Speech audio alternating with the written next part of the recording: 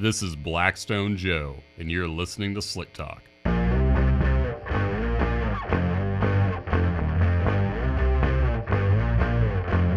If I say I'm an oil man, you will agree.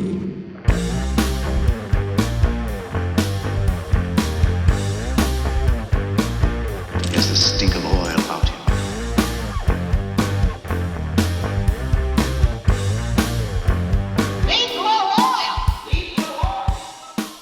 All right, episode 91. Let's do this. How are you? Are you online? Are you too online? Do you have more than one social media app open at once? Well, generally that's bad for your health, but if at least one of them is the Blackstone Laboratories Insta, then I guess we can make an exception. I bring up Instagram in particular because that relates to the theme of today's show. Today's show is titled Sample First, Ask Questions Later, which is in reference to a Instagram reel we uploaded. This is not all merely an advertisement for Instagram, but that's where the action was when I released a reel. This was back on April 26th. And if you haven't seen it yet, this reel is just a how-to sample without changing the oil, and it is centered around the idea of me being alerted by my car's computer that there was 0% oil life left, hence a convenient reason for me to take a sample without changing the oil, just check up on my car, see how things are doing, and let people know that this is a practice they can use in their maintenance strategy, that being not going simply by the OLM and instead going to the numbers and seeing how they stack up. Because if you're not familiar, oil life monitors tend to be pretty conservative. This was one of the earlier topics on the show and something I'll revisit every now and again because it happens quite often. People will send in a sample and they'll say, hey, the OLM was 0%, or they'll even be more conservative and they'll say the OLM was down to 10%. And they'll change the oil and send it in, and they'll be a little concerned because of how long they ran the oil. So it's never a bad idea, I think, to let people know that despite what the OLM says, you can still rely on things like wear levels, physical properties, etc. when deciding whether or not you want to, in fact, change that oil. So I released this reel on Instagram, and it generates a fair amount of traffic. Pretty good, actually, considering that this is, after all, a fairly niche category on Instagram, that being oil analysis and how to go about it. So I'm aware of the fact that views should be appreciated when they roll in. We should take note of the audience we are gathering. And I saw that the audience for this particular video was about 13,000 views within a week of uploading it. And then things went quiet, as they often do.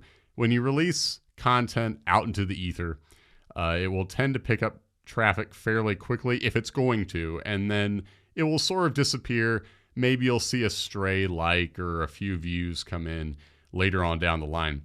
But most of the audience is going to be in their seats, so to speak, pretty early on. But then I noticed something about a week ago. A lot of views and a lot of likes, even some comments, started accumulating on this latest reel.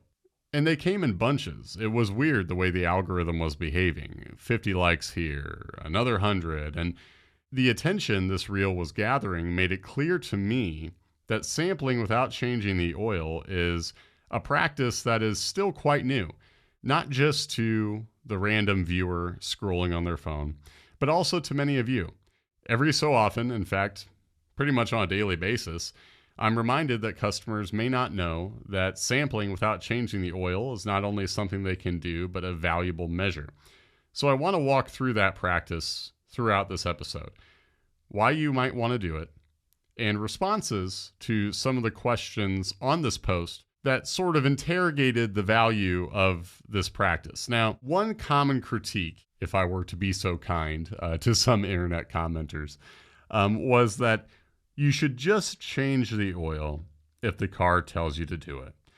Other phrases like cheap insurance or, Nike's slogan, just do it, essentially, were littered throughout the comments on this post, but to be fair, there was also a lot of positivity and a lot of people who already understood the value also sending in their thoughts. So I'm not meaning to only focus on the negative, but I do want to respond to those comments in part because I think that there is some education to be had. So that's what I want to accomplish here. So first off, the idea that you should just change it. Well, the fact is, this is a cost-saving measure in a lot of instances. Remember back earlier in the episode, I talked about oil life monitors being rather conservative by nature. And they can base their oil change recommendations on a variety of factors, or they can be as simple as simply telling you to change the oil because you've accumulated a certain amount of mileage or calendar time, or they might go by things like heat cycles or weather or simply the operating conditions that the car perceives when telling you to change the oil. And as we know, there is no one-size-fits-all policy when it comes to oil change intervals. If you're a longtime listener of this show, you know right away that calendar time, for instance, is simply not a factor for modern engines. They're not going to accumulate water just from sitting, so there's no condensation buildup. They're only going to accumulate water if there's a coolant leak, and metals are only going to build up as the oil is doing its job of cleaning and lubricating the engine. So you can take calendar time off your list. Heat cycles are not totally irrelevant, but you want to keep in mind what sort of use the car or truck or whatever it is seeing while that oil is doing its job. For example, a car that's doing mostly highway miles, where RPMs are consistent, where operation doesn't change much, that's actually easier. So a certain amount of mileage on the highway is significantly less demanding for an engine than that same amount of mileage if you're simply doing a lot of stop and go or short trips. So you need to go past the miles, and you need to go into how those miles are accumulating and how the engine is handling all of this. Now, when I talk about how it's handling all of that, I'm mainly looking at wear levels. Are the metals consistent? Better yet, are they low? If they're low, or at least in the ballpark of averages, and they're accumulating at a consistent rate, you're not seeing any unusual spikes or trends where metals are steadily going up, well then, changing the oil wouldn't make a whole lot of sense. It's a cost-saving measure, but not just for someone like me who has an SUV. It's especially important for people in long-haul operations where oil changes are very expensive, and you need to decide whether or not you're going to take that money out of your pocket right now, or if you can in fact extend the oil change interval significantly, and sampling is the way you can accomplish that. Now, while you do run into the cost of sampling, it's important to note that with each and every sample helping you determine how long you can safely extend that oil change interval, you're also extending the life of the motor by knowing what intervals it can accomplish and knowing how exactly it's responding to these changes. Testing helps you do that. So once you get past the cost of the report, and then you're getting into the longer intervals, like I just mentioned with long haul operations, we're talking differences of 20, 30, 40,000 and more miles. You learn how the engine is handling, say, a 20,000 mile interval, and over the course of an engine's oil analysis file, you can up that interval dramatically. And all the while know how exactly the engine is handling it from a wear standpoint, but also how the oil is holding up physically. So extending the oil change interval, cost-saving measure, whether or not you are taking care of your daily driver. If you're a fleet manager, if you have a lot of vehicles where you're responsible for the maintenance of them, and believe me, we know a lot of these people in the business of taking care of many engines at once and wanting to know what oil change interval is ideal for all of them.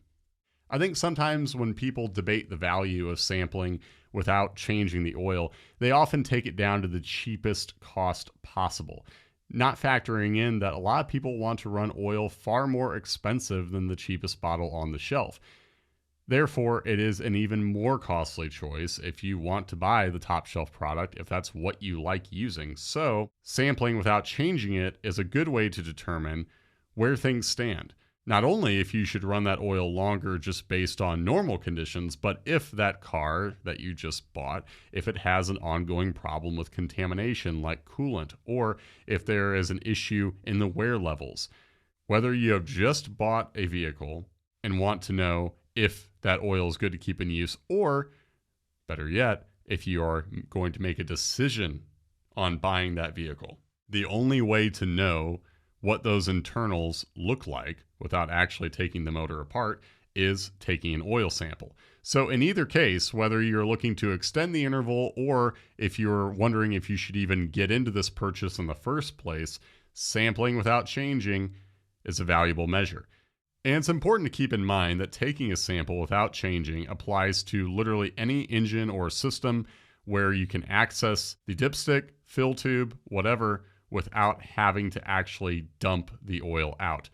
So while most people would think about this in an automotive application, which is certainly fair, that's why the Instagram reel we released was focused around my car in particular, this goes for any industrial system, expensive systems where oil changes are far beyond what we're talking about with a Chevy Blazer or even a big rig application.